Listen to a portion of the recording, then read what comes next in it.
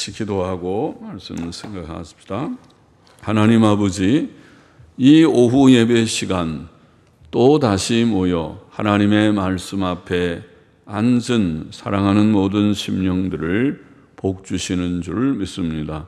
아버지, 우리의 짧은 생애, 제한된 시간 속에서 누가 성경 말씀을 바르게 읽고 듣고 깨닫고 성경의 산 지식을 가지고 하나님을 알고 더 알고 하나님을 사랑하고 더욱 사랑하고 하나님의 뜻에 합한 삶을 살 것인지, 에녹처럼, 노아처럼, 아브라함처럼, 다윗처럼, 모세처럼, 여호수아, 갈렙처럼, 또 주님 하나님의 신실한 많은 종들처럼, 다니엘처럼, 요셉처럼 아버지 주를 사랑하며 주의 뜻에 합한 주님 그런 심령으로 이 패역한 말세 지마를 바르게 잘 감당할 수 있을지, 주님 다 배교화에 넘어지고 타협하고 혼돈 가운데 떨어지고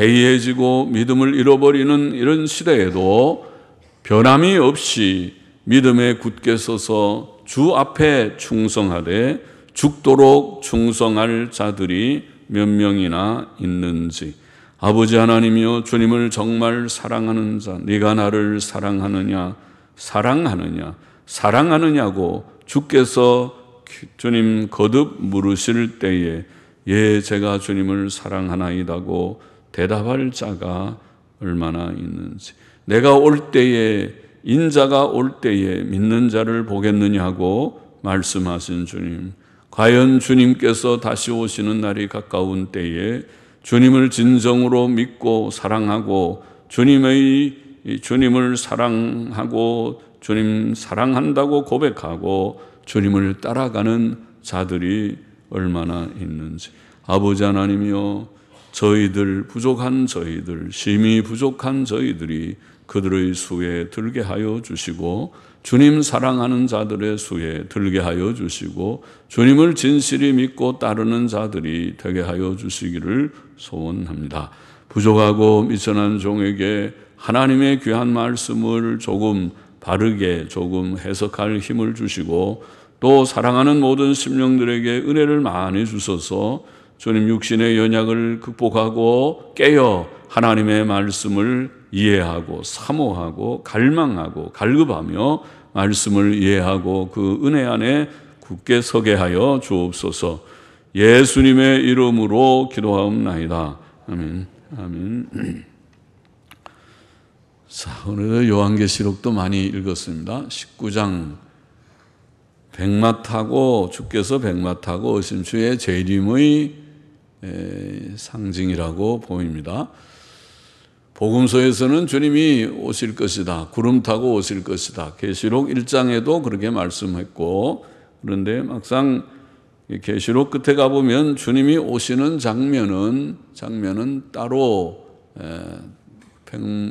구름을 타고 오시는 그런 모습보다는 여기에 백마 타고 오시는, 우리가 오늘 오전에 생각한 데살로니가전서 4장에는 아주 웅장한 호령과 천사장의 소리와 하나님의 나팔 소리와 함께 모든 천사들을 대동하여서 오시는 위엄 있는 주님의 모습을 우리가 읽었는데, 여기에는 좀 다른 묘사로 백마 타고 오시는 주님, 그렇게 묘사되어 있다고 보입니다. 11절을 보십시다. 또 내가 하늘이 열린 것을 보니, 하늘은 항상 열려 있는 것 같아도 하나님께서 특별 계시를 주실 때 선지자들은 하나님의 감동 가운데 하늘이 또 열리는 것을 보았습니다. 그래서 지금은 하늘이 이렇게 열려 있는 것처럼 확 트여 있어도 하나님이 안 보이고 천사들도 안 보이고 그러지만은, 그러나 계시의 상태에 들어간 선지자들은 하늘이 또 열려서 그 속에서 어떤 신기한 광경을 보곤 하였습니다. 그래서 하늘이 열린 것을 보니, 하늘이 열렸는데 이제 한 환상, 주님께서 다시 오시는 재림의 환상을 보았다고 생각됩니다. 보라, 보라. 중요한 일이 있을 때 나오는 말이죠. 보라, 백마와 탄 자가 있으니. 주님께서 오시는데 흰 말을 타고. 참 요새는 말 잘 안 타지만은, 그러나 옛날에는 말들을 타고, 거기도 흰 말, 아주 말이 튼튼하고 또 하얗게 아주 깨끗한 그런 말을 타고 오셨습니다.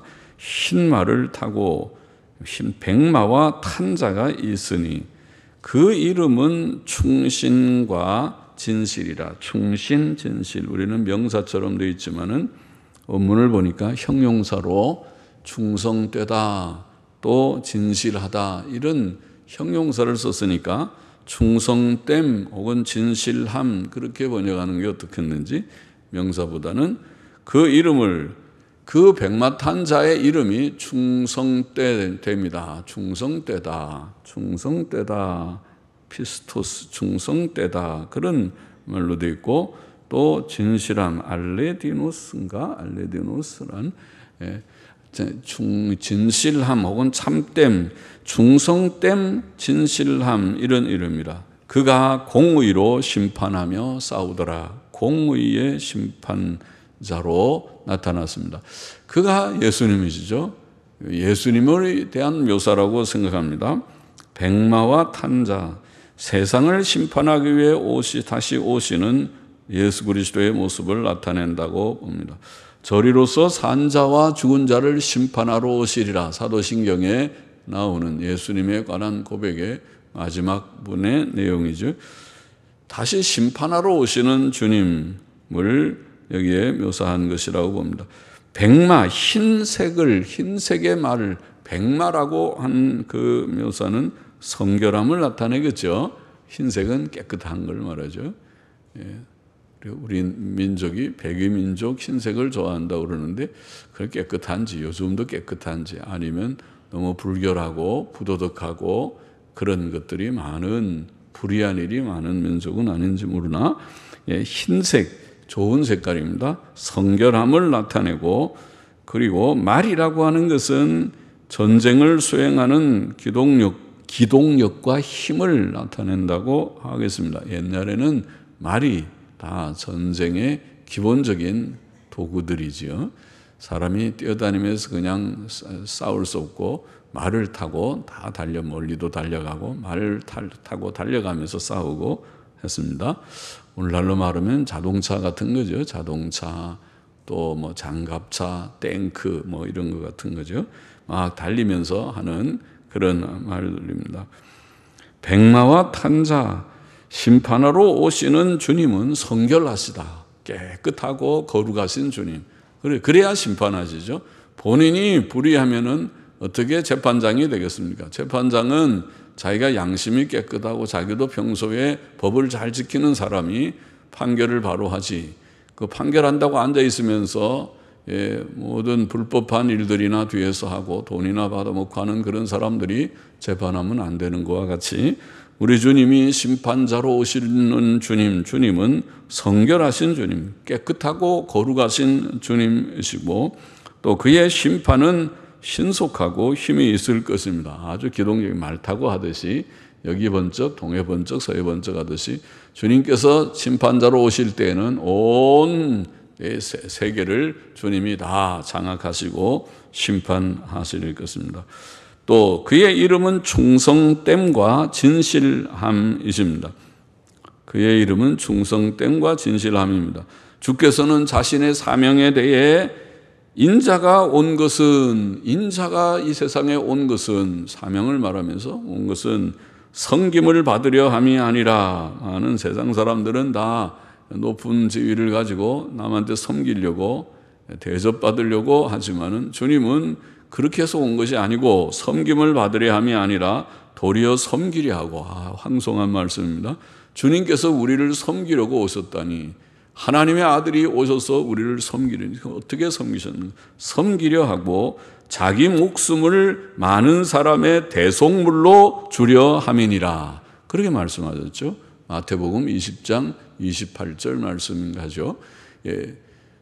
자신의 사명을 말씀하기를, 우리를 섬기며, 그 섬기는 내용이 뭐냐? 자기 몸을 들여서 자기의 피를 흘려서 자기의 생명을 바쳐서 우리의 대속물이 되기 위하여, 우리가 죄로 인하여 지옥 가게 생겼으니까, 지옥 가게 될 처지에 있으니까 우리를 지옥에서 건져주는 대속물이 필요한데, 그 대속물은 예수님밖에 없다. 예수님 같은 그런 고귀하신 가치 있는 대속물밖에 없다. 짐승 갖고는 안 된다. 양 갖고, 흠없는 양, 흠없는 송아지 갖고 되는 것이 아니고, 그거 갖고 사람이 대속될 수 없고, 예수님 단순히 한 인간도 안 되고 하나님의 아들이신 사람만이 할 수 있는 대속물입니다. 그것을 사명이라고 주님이 말씀하셨는데, 그 말씀을 하신 대로 주님은 과연 그 사명을 이루셨습니다. 바르게 잘 이루셨습니다. 주님은 십자가의 그 죽음, 감당하기 어려운, 인간으로는 하기 어려워서 십자가를 지기 바로 전날 겟세마네 동산에서 기도하시면서 아버지께서 하실만 하시면 이 잔을 내게서 거두어 주옵소서. 제가 죽기 싫습니다. 사람은 누구나. 그것도 그냥 죽는 것이 아니라 십자가의 고통을 당하면서 수치와 고통과 저주의 죽음을 죽는 것을 제가 감당하기가 참 어려울 것 같은데, 아버지 할 수 있으면 이 잔을 내게서 거두어 주시면 좋겠는데, 그러나 나의 원대로 마옵시고 아버지의 원대로 하시옵소서. 그렇게 주님은 그 고난, 그것이 쉽게 십자가를 제가 지지요, 제가 할 수 있습니다, 그래서 지는 것이 아니고, 지기가 정말 어려운 십자가지만은 그러나 아버지의 뜻이라면 제가 지겠습니다.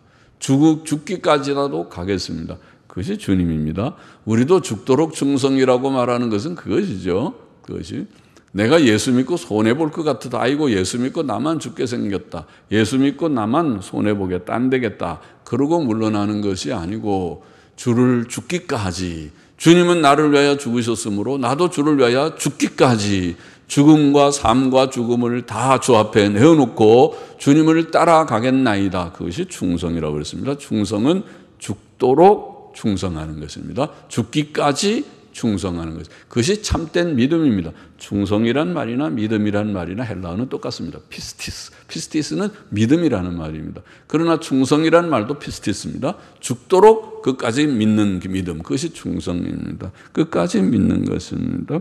주님은 충성되신 분이 맞습니다. 죽음으로 죽기까지 복종하시고 그가 대속제물이 되시고 아버지의 뜻을, 아버지께서 주신 사명을 그는 완수하셨습니다. 충성되죠. 각각의 사명을 완수하는 사람이 충성된 거죠. 하다가 아이고 힘들어서 못하겠다 그러고 중간에 포기하는 것은 충성이 아니죠. 그거는 연약이죠. 연약이고 끝까지 믿음 지키고 끝까지 주님을 섬기고 끝까지 주를 위해 살다가 순교까지도 하는 그것이 충성이죠. 충성된 자들이 되어야 하겠죠. 예수님은 충성되시고, 이름이, 별명이, 예수님의 별명, 예수님의 이름이 충성된 종이고, 그리고 진실하십니다. 주님은 거짓이 없으십니다. 말씀하면 그 말이 그대로 진실입니다. 허풍이 없습니다. 세상 사람들은 거짓말이 너무 많습니다. 허풍이 많습니다. 목사들도 그런 것 같습니다. 어떤 때는. 그래서 저는 목사들도 별로 믿고 싶지 않은 마음이 들 때가 있습니다. 그런 말을 하면 여러분들에게는 좋지 않을까 봐 하고 싶진 않지만, 목사를 신뢰하는 거 좋지요. 신뢰하는 것이 일반적이지만은, 그러나 아무나 잘 믿지 말고, 허풍쟁이들은 믿지 말고, 거짓말쟁이들은 믿지 말고 그래야 돼요. 사람은 속이는 것을 곧잘 하지만은, 그러나 주님은 속이지 않으시는 진실하신 주님이십니다. 세상의 지도자들은 말쟁이들, 허풍쟁이들인 것 같습니다. 앞뒤가 다릅니다. 사람 앞에 나타나서 근사하게 말할 때는 다 할 것 같이 해놓고 지나놓고 보면 하나도 한 것이 없는 것이 세상 사람들처럼 보일 때가 있지만은, 그러나 우리 주님은 그런 말쟁이, 허풍쟁이, 거짓말쟁이의 앞뒤가 다른 사람이 아니시란 말입니다. 주님은 진실하십니다. 그래서 참 우리가 사랑합니다. 주님은 충성되시고 진실하신 주님이십니다. 또 주께서는 공의로 심판하며 싸우시는 자라고 표현했습니다. 공의의 심판자. 공의가 무엇입니까? 공의라는 말이 참 좋은 말인데 공의가 무엇입니까? 흔히 요새 법정에서 말할 때에 어떤 이들이 법과 원칙을 따라 그런 말 하는데 그것이 바로 공의입니다. 공의는 다른 것이 아니라 법과 원칙을 따라서 내 편 가르지 않고 우리 편이면은 다 괜찮고 남의 편이면은 조그만 것도 흠을 잡아보려고 하고 그런 것이 아니고 그거는 치우친 것이라고 말하고 공의로운 것이 아니고 공의는 내 편이든 우리의 사랑하는 편이라도 잘못했을 때는 엄하게 다루고 남의 편이라도 그것이 다 신중하게 잘 생각해서 그렇게 정확하게 모든 것을 다루고 함부로 막 다루지 않고 그것이 공의지요. 편벽됨이 없이 치우침이 없이 공의롭고 공평하고 공정하게 그것이 공의입니다. 공의로운 심판자 감사합니다. 하나님께서 심판하실 때는 공의의 심판하니까 믿을 만합니다. 됐습니다. 우리 하나님께서 최종적으로 공의로 심판하셔서 모든 것을 다스릴 것입니다. 우리가 잘못했을 때는 잘못에 대해서 엄하게 벌하실 것입니다. 그러나 상대가 잘못했을 때는 그 잘못에 대해서 엄하게 벌하실 것입니다. 주님의 공의가 있으니까 안심합니다. 주님께서 싸우실 대상은 적 그리스도와 거짓 선지자를 포함한 모든 악인들입니다. 여기 마지막 이 대환난의 시대에 주님의 이 재림 직전의 대환난의 시대에 중요한 인물이 바로 적그리스도. 적그리스도는 기독교를 핍박하는 기독교 신앙을 핍박하는 자로 나타나 있죠. 아주 악한 자지요. 모든 불법과 불의가 가득한 자지요. 권모술수에 능한 자이죠. 모든 이 세상의 악한 정부, 정권, 정치가들의 모습과 같이 그것의 화신입니다. 그것의 절정입니다. 그것이 적그리스도입니다. 이 적그리스도는 세상적으로 부도덕한 악한 정권일 뿐만 아니라 그것은 기독교를 박멸하는 기독교에 대해서 반기독교적인 적그리스도적인 그러한 인물로 나타날 것입니다. 그때의 기독교는 핍박을 받을 것입니다.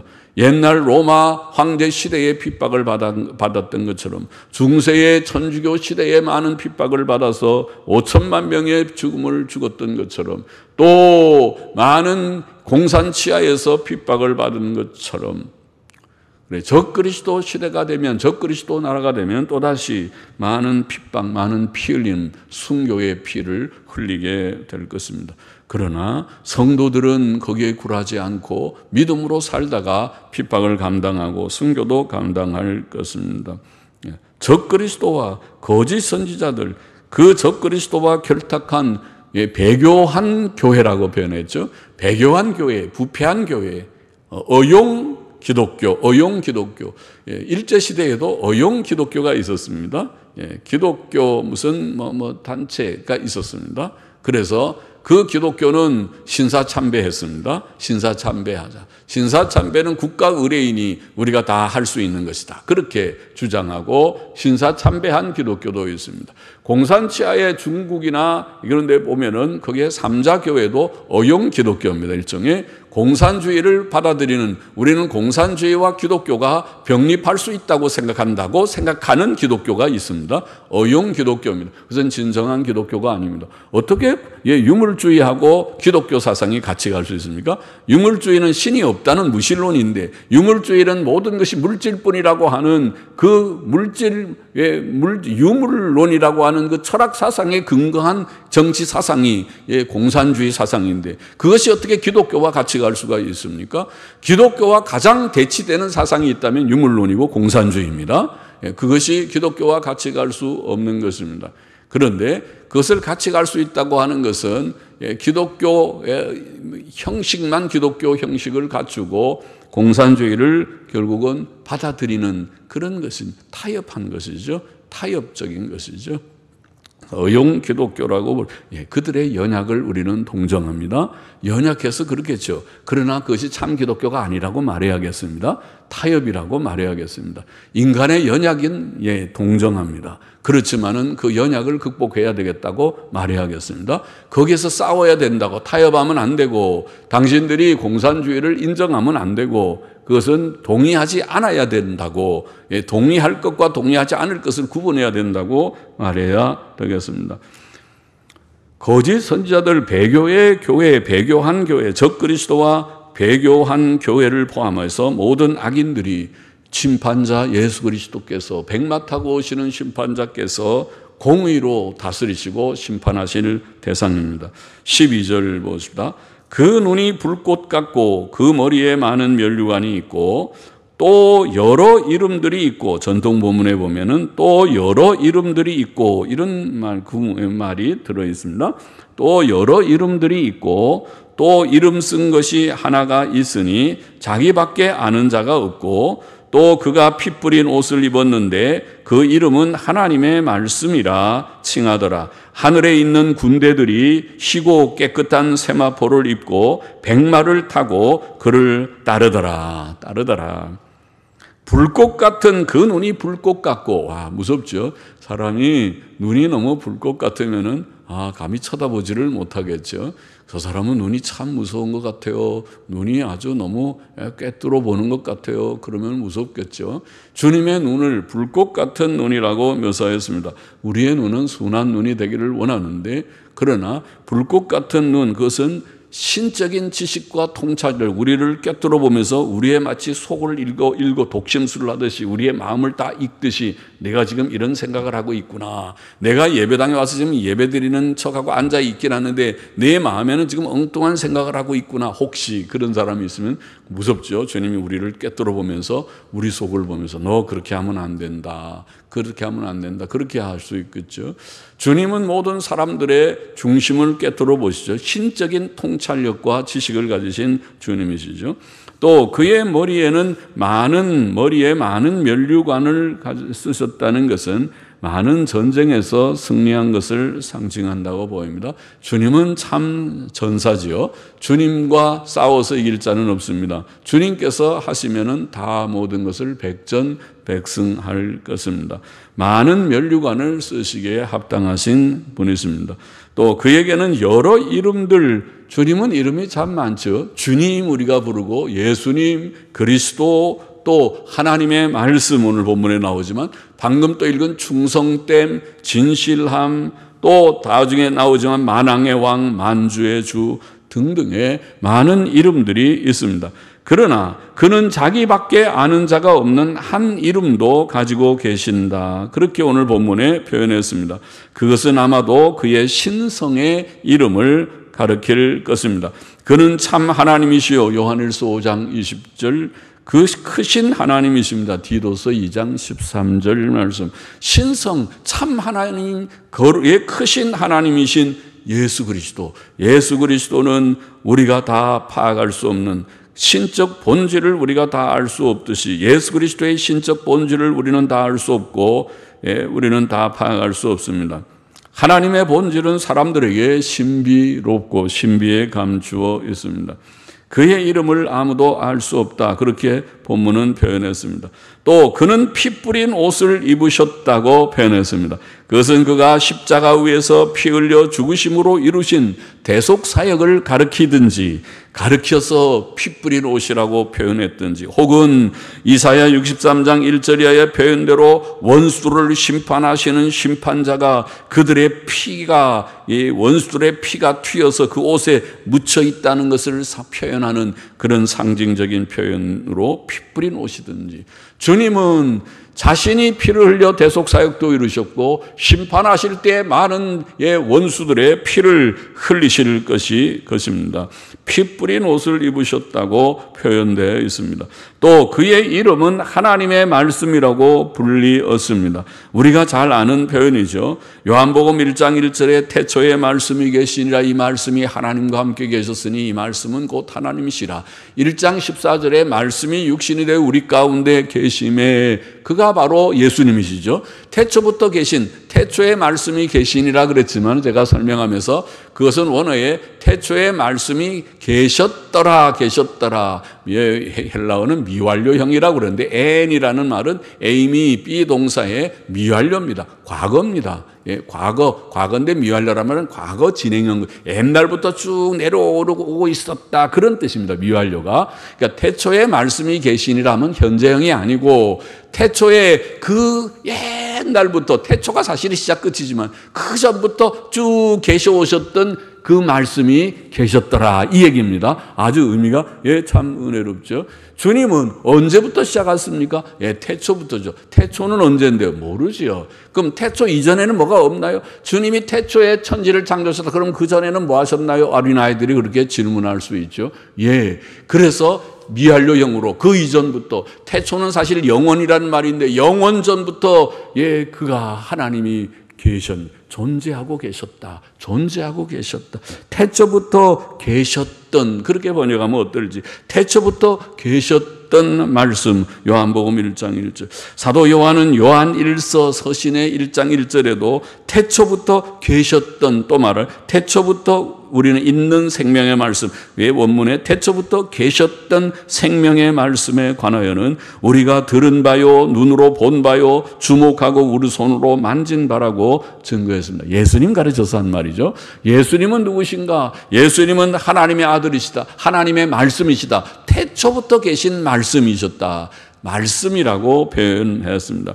그를 따르는 하늘 군대는 선한 천사들을 가리킵니다. 주께서는 모든 천사들과 함께 오실 것이다. 마태복음 25장 31절에 표현했죠. 주님은 양과 염소의 비유를 하면서 그 인자가 모든 천사들과 함께 다시 오리라, 와서 만국을 심판하리라, 그렇게 표현하셨죠. 주님이 오실 때 모든 천사들, 하늘에서 천사가 거기서 쉬고 있을 필요가 없죠. 다 천사 동원령이 내려서 모든 천사가 다 같이 주님이 지금 재림하시는 이 모든 인류의 하나님의 섭리의 완성, 인류 역사의 대절정에 하나님의 아들이 오시는 재림의 때에 천사들이 쉬고 있고 딴 것 할 거 없습니다. 다 동원령, 모든 천사들이 다 함께 올 것입니다. 그러겠죠. 그러니 많은 천사들이, 수많은 천천만만의 천사들이 함께 올 것입니다. 장엄한 광경이 이루어질 것입니다. 주의 재림의 광경입니다. 하늘 군대입니다.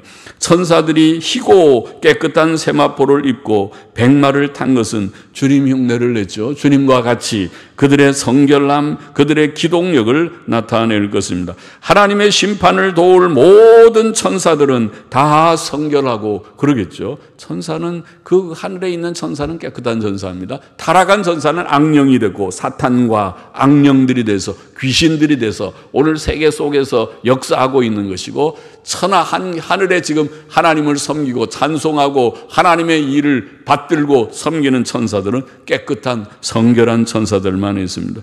모든 천사들이 다 백마를 타고 나온다. 그렇게 상징적으로 표현합니다. 성결하다는 것이고 또 능력이 있는 자들입니다. 15절 보십시다. 그의 입에서 이한 검이 나오고, 이하다는 말은 날카롭다는 말이죠. 검이 날카로운 것을 우리가 한자말로 이롭다 할 때 이자를 쓰죠. 이한, 날카로운, 날카로운 검이 나온다. 그것으로 만국을 치겠고 친히 저희를 철장으로 다스리며. 철장은 뭔가요?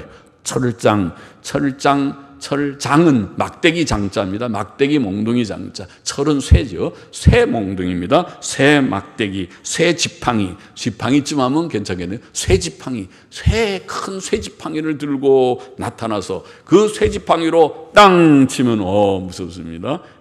나무 지팡이도 나무때로 딱 치면 아주 아플 텐데 쇠 지팡이로 주님께서 그렇게 표현했습니다. 심판자로, 위험 있는 심판자이십니다. 철장으로 다스리는, 새 지팡이로, 새 몽둥이로, 새 막대기로, 새 지팡이로 다스리며 또 친히 하나님 곧 전능하신 이의 맹렬한 진노의 포도주 틀을 밟겠고, 마치 포도를 추수해서 포도주 틀에다 놓고 막 밟으면은 거기서 포도주가 나오겠죠. 예, 포도주 틀 밑에다 아마 나오게 구멍을 뚫어서 그러면 담으면 포도주가 가득히 담아서 수술할 때 이 포도주가 오늘 많이 생겼다 그러겠죠. 그처럼 그런 표현을 하듯이 하나님의 맹렬한 진노의 포도주 틀, 무서운 얘기죠. 그것은 맛있는 포도주를 말하는 것이 아니라 사람이 피를 흘려 죽어서 많은 피를 흘린다고 하는 그런 심판을 말하는 것이죠. 그 포도주 틀 맹렬한 진 하나님께서 노하셔서 이제는 하나님께서 더 이상 하나님의 긍휼과 자비를 베풀지 않고 심판의 때가 됐다는 것이죠. 그래서 맹렬한 진노의 포도주 틀을 밟을 것이다. 그 옷과 그 다리에 이름 쓴 것이 있으니 만왕의 왕이요 만주의 주라 하였더라. 그렇게 되어 있습니다. 예수 그리스도의 모습입니다. 심판자의 모습입니다.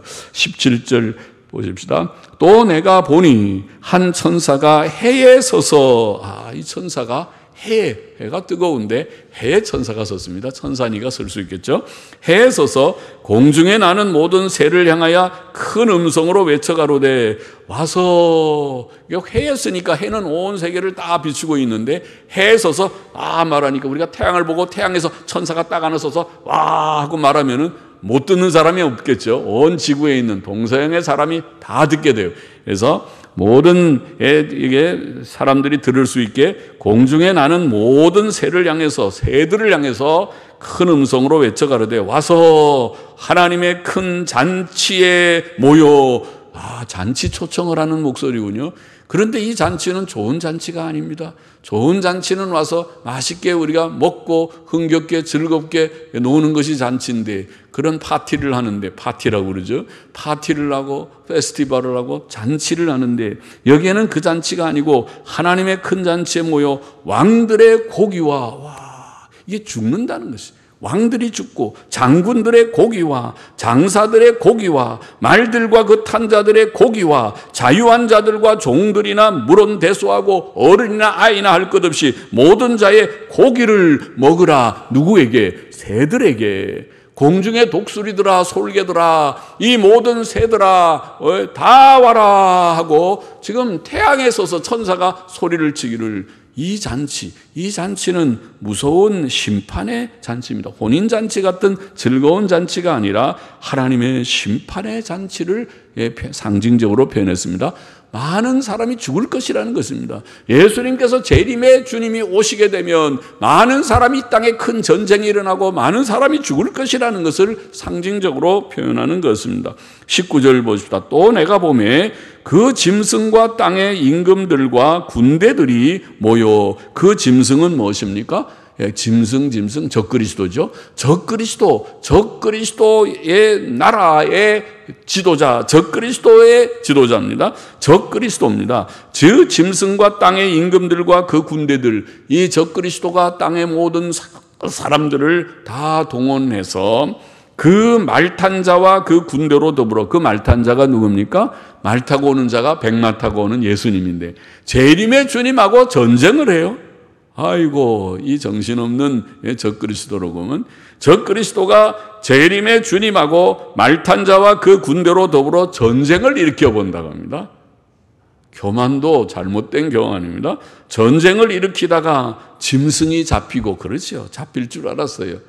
아니, 백마 타신 주님하고 전쟁을 하다니 짐승이 잡히고 그 앞에서 이적을 행하던 거짓 선지자도 함께 잡혔으니 그럴 줄 알았어요. 예? 적그리스도와 그 앞에서 이적을 행하던 거짓 선지자, 그건 누굽니까? 두 번째 짐승.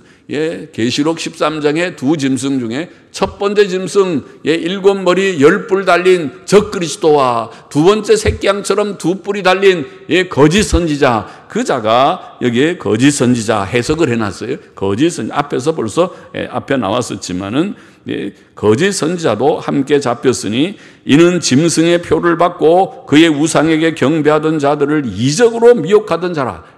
은사주의자군요. 신비주의자입니다. 기적을 행한다고 그렇게 허풍을 많이 치던 자, 또 더러 마귀의 능력으로 기적도 좀 행하는 자 같았습니다. 이적으로 미혹하던 자라. 이 둘 누굽니까? 적그리스도와 거짓 선지자. 이 두 짐승입니다.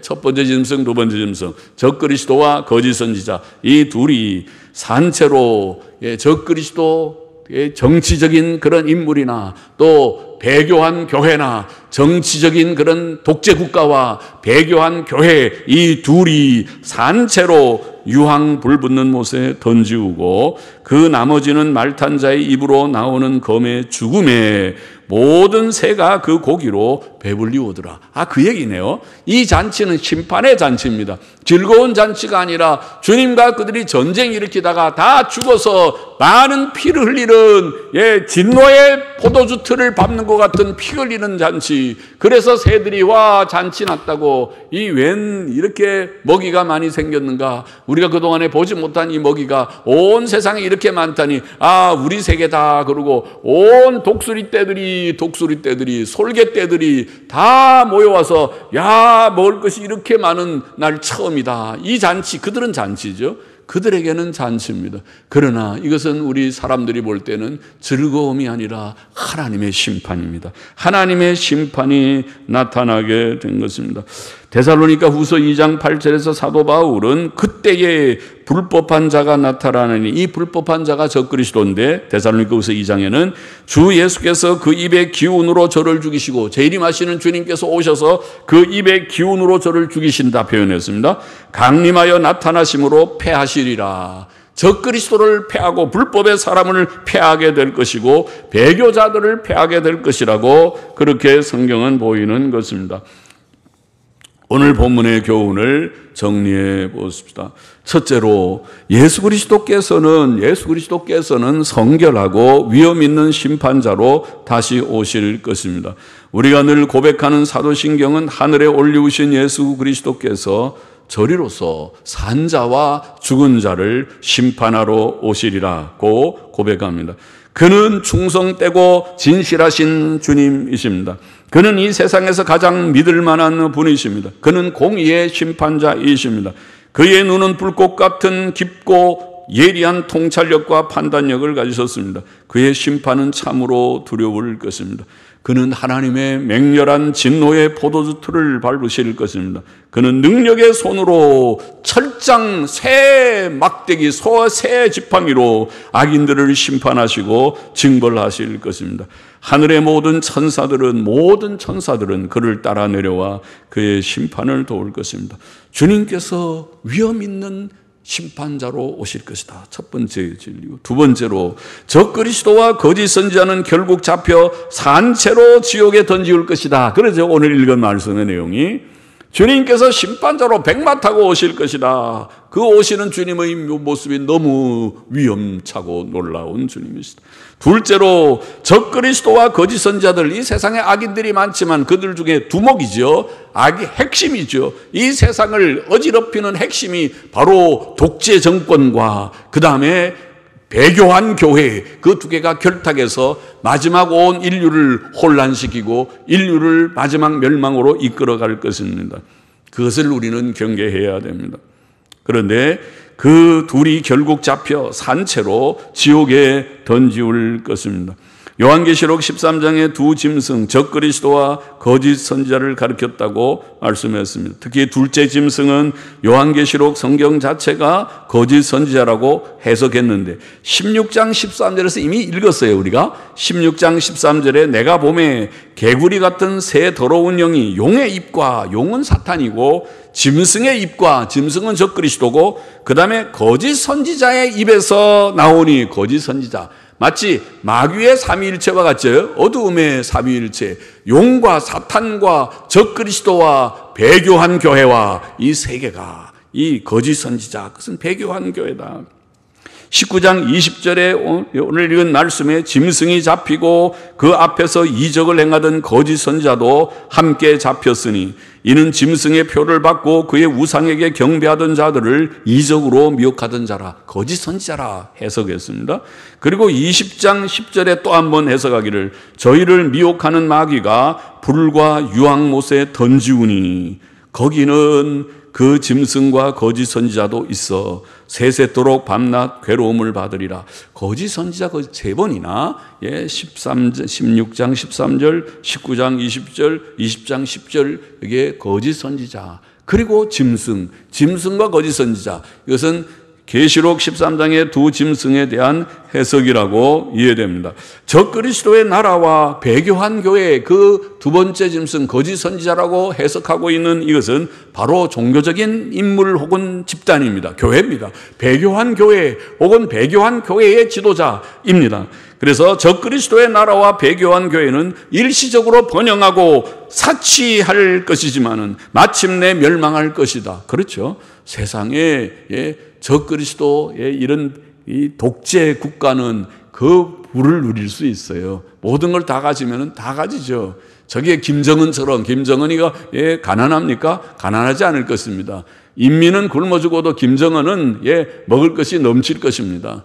독재자는 그렇습니다. 항상 독재자는 부유하고 모든 사치를 할 것이지만 또 그 앞에 결탁한 배교한 교회, 어용 기독교, 어용 교회는 그와 결탁해서 모든 어려움을 당하지 않고 모든 부를 누릴 것입니다. 옛날 2차 세계대전 때 히틀러 당시에 천주교처럼 천주교회는 히틀러를 한 번도 파면한 적이 없습니다.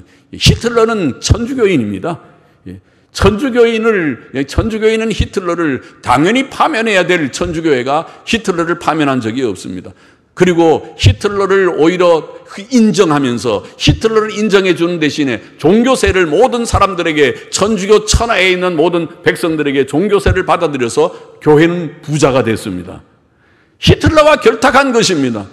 독재자를 인정해주고 독재자로부터 종교의 혜택을 받아서 모든 사람들에게 종교세 받아서 교회가 부자가 되고 너 좋고 나 좋고 이것이 천주교의 2차 세계대전 때의 히틀러 당시의 그러한 일이었습니다.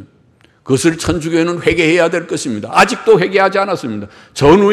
모든 전후의 전범들을 잡으려고 할 때에 그때 천주교회는 오히려 전범들을 다 저 남미나 중남미로 도망가는 일을 그들이 도왔습니다. 종교의 이름으로 그들의 이름을 세탁해서 이름을 변하게 해가지고 다 도망가는 일을 앞에서 도한 자가 천주교였습니다. 천주교는 그것을 회개해야 됩니다.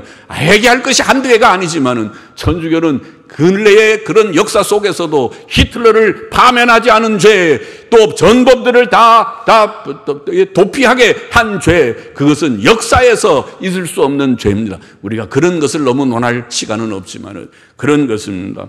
그것은 종교가 옛날에 히틀러만 그렇지 않고 마지막 종교도 배교한 교회와 독재 국가가 결탁할 것입니다. 우리는 그런데 가담해서는 안 될 것입니다. 그러나 그들이 마침내 유황 불붙는 못에 먼저 들어갑니다. 적그리스도와 독재국가와 배교한 교회는 먼저 들어가고 그 다음에 사탄이 그 다음에 불못에 던지오게 되어 있습니다. 셋째로 하나 더 우리가 오늘 본문 전체를 비추어 성경 전체에 비추어서 우리는 예수만 바로 믿고 바르게 살다가 주님 앞에 가야 되겠습니다. 예수님은 구주이십니다. 구주이십니다. 요한복음 5장 24절 말씀을 기억합니까? 내가 진실로 너희에게 이르노니 내 말을 듣고 또 나 보내신 이를 믿는 자는 영생을 얻었고 심판에 이르지 아니하나니 사망에서 생명으로 옮겼느니라. 심판이 있습니다. 주의 재림이 있습니다. 적그리스도와 거짓된 배교한 교회는 지옥에 들어갈 것입니다. 오늘 본문이 말했습니다. 우리는 그들과 관계하지 않는, 우리는 믿음 지키고 바로 살다가 지옥과 상관없이 천국 백성으로 살다가 주 앞에 서야 되지 않습니까? 이미 주께서는 우리에게 이 구원을 주셨습니다. 요한복음 2장 5장 24절 이 구원을 붙들고 심판자 예수 그리스도의 재림을 우리는 잘 준비하는 우리가 되어야 되고 지옥 불못을 피하는 우리가 되어야 됩니다. 예수님을 바로 믿는 자마다 바로 믿고 그 교훈대로 살아가는 것이 당연한 일이죠. 그렇게 살아야 됩니다.